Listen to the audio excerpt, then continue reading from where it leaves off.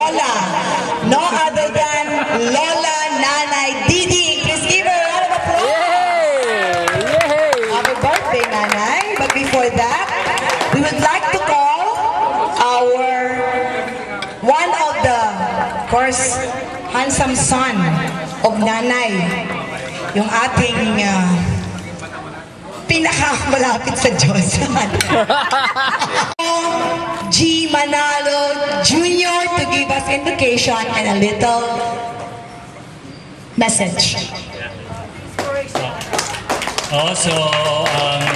So ito'y bilang prayer na din para sa nanay. I want to share on her 80th birthday isang psalm na sinulat ni Moses. Moses lived to be 120 years. So, at sabi, Moses' eyes never grew dim. Hindi lumabo ang mata niya, hindi siya nagkaroon ng katarata. But may mga sinabi dito si Moses na I'm sure ma-appreciate ng nanay at tayo na rin. So, yung sinulat niyang prayer ay nasa Psalm 90. So, sa mga upuan na lang natin, no? Babasahin ko yung Return, O Lord, how long? Give pity unto thy servants. Satisfy us early with thy mercy, that we may rejoice and be glad in our days. Make us glad according to the days that you have afflicted us, and the years wherein we have seen evil. Let thy work appear unto thy servants, and thy glory unto your children, and unto their children. And let the beauty of the Lord our God be upon us, and establish thou the work of our hands. Yea, the work of our hands, establish thou it. So, yun ay para sa nanay. Bihira kasi nakakaabot ng 80 years, no? Correct. Sa totoo lang, ang akala ng madami, ang nanay ang mauuna sa kanyang mga kapats. Kasi siya ay lumaking ulila. So, ang nag-alaga sa kanya, si Daon Sing, nanay ni na Ate Tess, no? Pero noon natatandaan ko, pag umuwi kami sa Pampanga, nakikita ng mga taga ron sa baryo ang nanay. Ang sinasabi nila sa Kapampangan, akalain mo nga naman to si Diding, ano? Na para bang sinasabi nila, sino ang mag-aakala na ito ay magiging ganito? So, ang nanay naman namin ay hindi naman niya, minsan nahihiya siya na siya hindi nakapag-aral masyado. But education is not so important to God. So,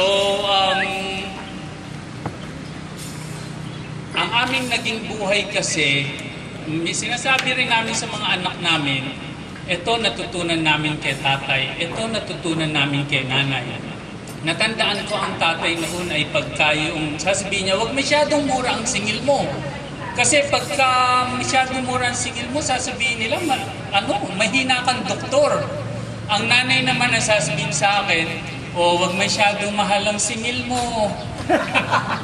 So, iba ang sa nanay. But anyway, yun nga, ang nanay, nakaraan na nga siya ng 80 years. Sabi ni Moses, usually 70 years lang daw, which is true, no? By reason of strength and God's blessing, 80 years. So, ang prayer ni Moses, Bonus na. Bonus. So, ang prayer ni, kasi ang ating daw buhay ay parang tulog, sabi ni Moses. It's like a sleep. Also, it's like the grass. Pagka araw, sisibol din, no? And then, sabi, ang mga taon daw, parang isang araw lang sa Panginoon, kahit 1,000 na siya, because he is from everlasting to everlasting. So, ang mga final prayer ni Moses, na yun na siguro ang maganda ring prayer natin, sabi niya, number 1, teach us to number our days so we may apply our hearts into wisdom. Wisdom is different from knowledge. Knowledge kasi napapag-aralan mo sa eskwela. Pero yung tunay na wisdom, hindi siya napapag-aralan sa eskwela. Siya ay natututunan sa bahay. Siya ay natututunan na galing sa Panginoon. So, yun ang number 1 prayer ni Moses. Number 2, sabi ni Moses, let us rejoice and be glad in our days. Kasi maaaring tayong maraming pera but we will not enjoy it. Sabi nga kasi, Sa ngayon, ang nakikita kong luxury sa maraming tao, tulog. Tulog. Hindi makatulog ang mga tao for some reason. Ang dami nilang iniintindi. So, binibigyan ko ng payo ang mga pasyente ko na hindi makatulog. Ang solusyon dyan, ganito.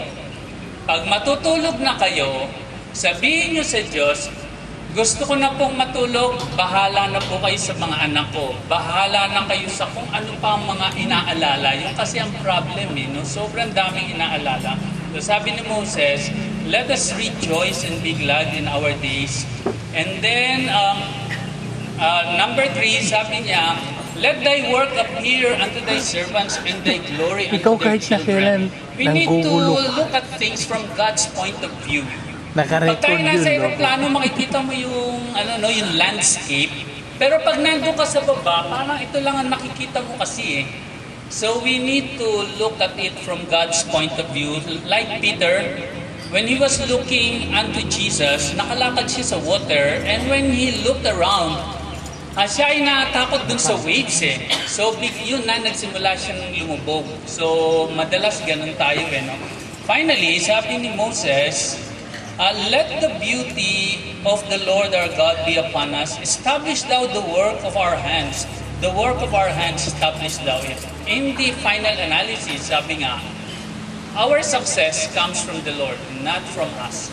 Kahit na gano'ng kaunlad na, ma-typhoon ondoy lang yan, wala na lahat eh. No? So That's our right. success comes from the Lord. So with that, so di tayo lahat, magpasalamat tayo sa Panginoon before at sa nanay, at hilingin ko yung aking mga kapatid.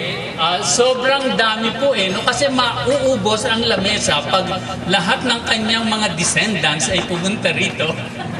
Kaya yun na lang mga anak, pakibigay nyo na lang ang mga camera nyo sa mga anak ninyo. At para tayo, Nay, dito po tayo, Nay. Nagmo-move siya ngayon. Oo naman, asan si Presi? Naka-record pa pala. Kasi po, parang ngayon lang Naka-record kami pa pala, hinarangan ko. Nay, dito, sipot tayo dito, Nay, ha? Yan. Teka, nagme-makeup pa si Presi. Ang papayat ng mga kapatid ko. At ikaw, Milyon, nakita kita ha. May kaugalian po itong mga kapatid ko. Pag dumadaan sa ako, hindi nila ako ginaganon. Buti na lang.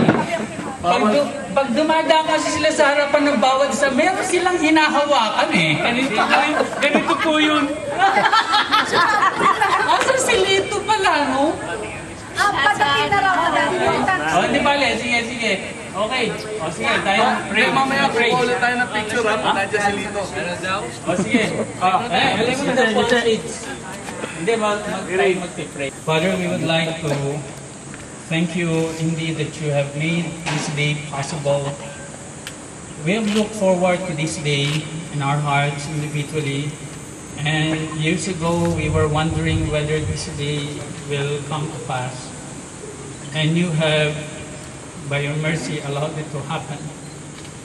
And whoever thought that our mother will reach this age, but you have allowed it to happen. Everybody thought that you would go to you earlier, but you, by your grace, have allowed her to see her children, her grandchildren, her grandchildren's children. And we would like to thank you. And for all these who love her, our friends, our relatives, everybody here, we ask, Lord, in our behalf, we ask, Lord, that you will bless them because they have shared this day with Nanay. And we can see, Lord, that their joy, that Nanay's joy is also their joy. And so we would like to thank you again for this day, and we ask, Lord, that you will bless the rest of this day. Bless every part of the program that we have prepared for her, and we would like to commit all of this into your hands. In the name of our Lord Jesus, we pray.